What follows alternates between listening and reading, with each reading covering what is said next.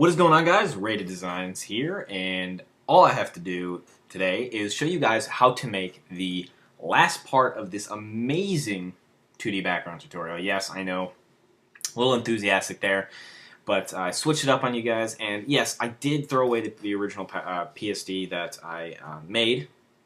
So here's something that, we got up to, this part. And yeah, so I'm going to show you guys through this part on how to make a brolic background and just make it look pretty cool. And yeah, so we'll we're just gonna show you guys a few things, but yeah, I mean, I hope you guys have enjoyed the last few videos on my channel. Of course, a little tough lately on views and stuff like that, but I'm grinding through it, guys. As long as you're helping me out, getting my videos out there, I appreciate everything you guys do, of course. So yeah, like the shit out of this video, help this video get out there, and of course leave some comments on what you guys want to see other tutorials in the future. So now that we can start with the tutorial basically left off with the text and these little dots.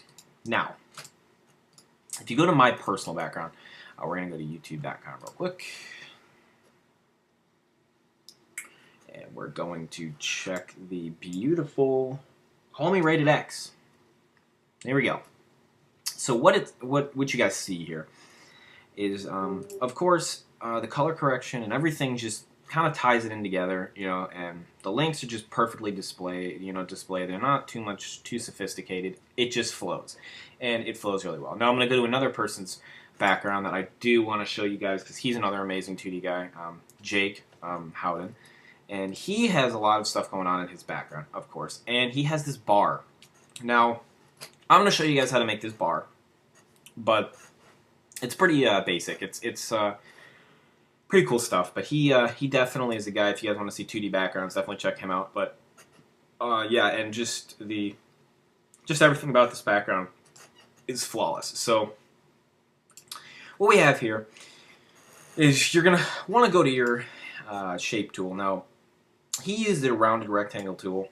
I'm going to do a little bit more clean cuts and, just very clean edges. And I'm going to just take an off-white, so maybe like right there. And I'm just going to make a nice bar. And you can get as creative as you want with this. Of course, if you guys have seen Miss Heart Attack's background from Magic, he gets very creative with those links, and it's just how it is. Now, here is the links, of course, and what you're going to do is you're just going to rasterize the shape layer.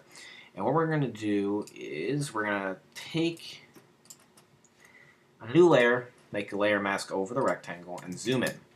Now what you're going to want to do is go to your brush tool, open up your brushes, of course. Now mine might take about forever to open. And we're just going to take a hard brush, make it 1 pixel.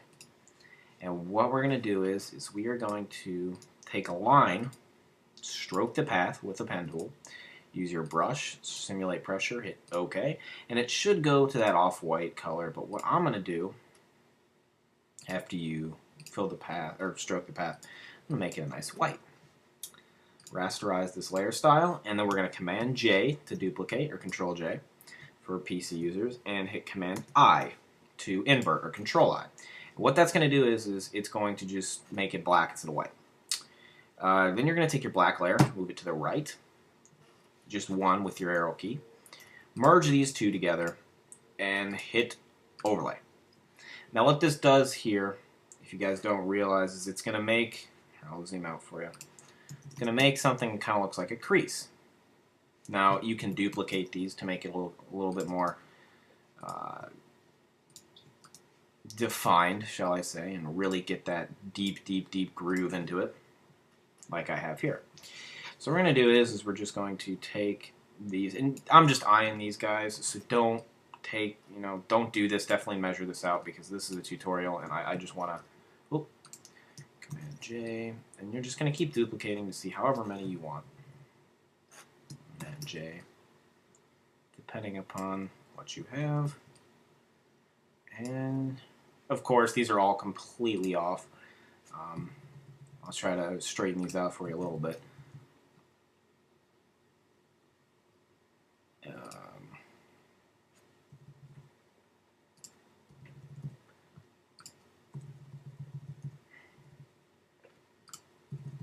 And that should usually give you a nice little whatever.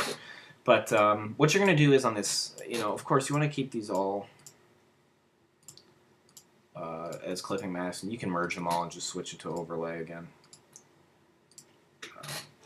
Now what you're going to want to do here is after this part, which this part's pretty basic, you're going to go to your rectangle, and here's the layer style. You're just going to go to your bevel and emboss.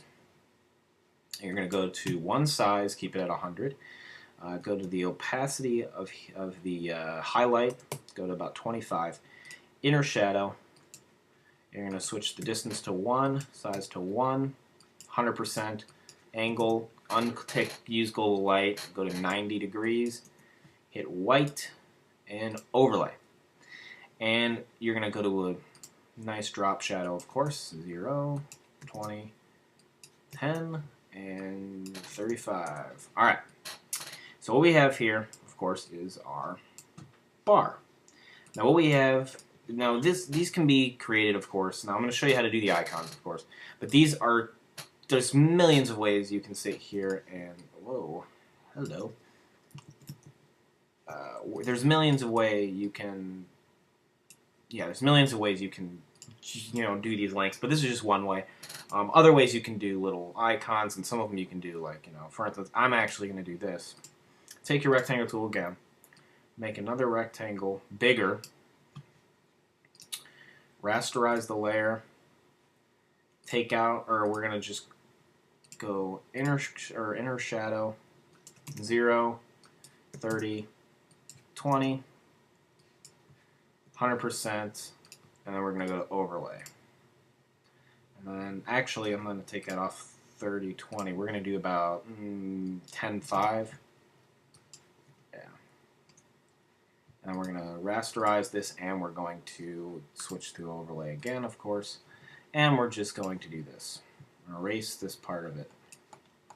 Or actually, we're going to do the opposite side. We're just going to erase this part. And what it does is just kind of gives it a flow to it again. But here, anyways, you should have in my icon pack, I'm just going to do one icon for you guys, because you're going to do the same layer style for every single thing. So just go to my 20K pack. If you don't have it downloaded, just a few videos back.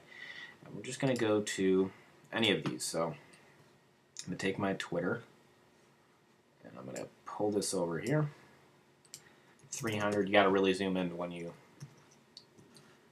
And we're just going to make it so it's pretty much centered, and we're going to clear the layer style off this. So it's going to be blue, of course. But what we're going to do here is I'm going to do a dark red, about like something like that, and then inner shadow, about 2. We're going to switch it to about 90 degrees as well. And size is about, we'll keep it 1. Size about, or choke about, we'll keep it 0. Size 10. Now we'll do 7. Then we're going to go to a drop shadow. 1 distance, 1 size, use global light unticked, 90 degrees, opacity 100. My phone just rang. White as the color, and overlay. And what it's going to do is, you're not going to be able to see it very well, which if I move this up to 2, you'll be able to see it a little bit better. You're going to see that it kind of looks engraved, and that's what I'm going for. Holy crap. So yeah, that's kind of the layer style I'm going for, and that's what I want. So anyways, some more background effects. There's really so many more you can do. What I do is I like to add, I don't know if I did this in the last video, I'm just trying to think. I like to give my backgrounds a big grunge effect to it, and part of the ways of doing that is just, giving it like an abstract, grungy, weird look to it is very complimenting in my opinion. Different squiggly lines and arrows and stupid stuff like that, but it really does make your background a lot cooler in my opinion. More stuff going on in the background, less stuff going on is text wise. But what we do here, I'm trying to find good. Alright, well, we'll just use this one. And I think I did this in the last video, but I'm going to show you some more background effects. But if you've already seen this part, do this part, and then wait, I'm going to show you. We're just going to coat the out rim of it. And we're going to switch to overlay. And it's going to give a nice, of course, cool looking feeling to this one right there. You'll see it. You can't see it really on my screen, but you'll see this grunge nice to it. And also another really big thing for these 2D backgrounds that you'll see me using is halftone brushes. So if you go onto Google, just type on halftone. They look like this. They're amazing. So yeah, we just kind of place them sporadically in areas and just switch them to overlay. And one behind here, just to actually we'll do one up here and one down here, and maybe one behind here just for shits and gigs. But yeah, you just kind of want to play around with them. They're fun brushes to play around with, to be honest. But yeah, I mean, there's a lot of other stuff you can do as well. That's one way you can do a link, but there's some other ways, of course. Another huge thing that I usually do is I take a bunch of these. Where are they? They're like splash brushes, and I like to splash them above things. Kind of like the splash is coming down, and you kind of just switch it to overlay. And it kind of gives it just a cool looking weird, like, whoa, what's going on type effect. And with these backgrounds, you really want to grab the viewer's eye. It's not something that is going to be so complex to the point where, you're going to freak out. But that's what you're kind of wanting to do. So after that, sometimes what I'll do is I'll go into my pattern overlays. And I know you're probably thinking, whoa, you already have a pattern. Well, yes. But I'm going to show you guys some other ways to get away with stuff. But we're just going to open up some patterns. Sorry, my patterns aren't opened up yet, so this might take a minute. But sorry. Oh, that was fast. And I take a pattern like this that's in my pattern pack. You just switch it to overlay, and you switch the opacity on to about 15. 25. Okay. And it just kind of gives it more of a feel to it, of course, and everything. But the biggest key of these backgrounds is how to save, because I've gotten a lot of questions already from the previous one. The first one is I get to this part, but the megabytes, it's already 1 megabyte. It's like, how do I fix this? Well, pretty easy. This one, of course, you see is very small. Not much on it. The reason is. But if I wanted to say it's at a megabyte. Now, some of the reasons mine are so small is because what I have here is I have this black overlay. Now, if I take this black overlay fade, this is what my background is, and look at how much bigger it is. It was 400 when I first saved it. Now I bet you it's about almost 1,000. Yeah, 627. That gave me 200 megabytes that I knocked down just from this black overlay. All it is a soft brush, black, and you just fade it into the actual fade that I have. That's it, and you pretty much do all that stuff. Pretty cool, nothing too intense, but that's one of the biggest ways. So when you save it, personally me, you always save for webs and devices. After you save, you're going to save as vulgar or something, whatever your save is, and you're going to hit OK. Now, the backgrounds are always going to come up as a very, very high quality, so it's going to be what you're seeing on your screen. But there are other ways you can sit there and save it and get the same effect. PNG 8 is another great way to save. But, of course, you are going to get the blurs of, I think it's the dither is what they call. It's kind of like these pixels, and it's just, the gradients aren't perfect. So I would definitely go with PNG 24 and save it up and try to knock down the sizes as little as you can. Another huge thing to this is adding color correction. Of course, with 2D backgrounds is definitely it's just curves, very subtle curve, very subtle, not like a crap load. And then of course you can add a nice photo filter if you want a warming effect to it.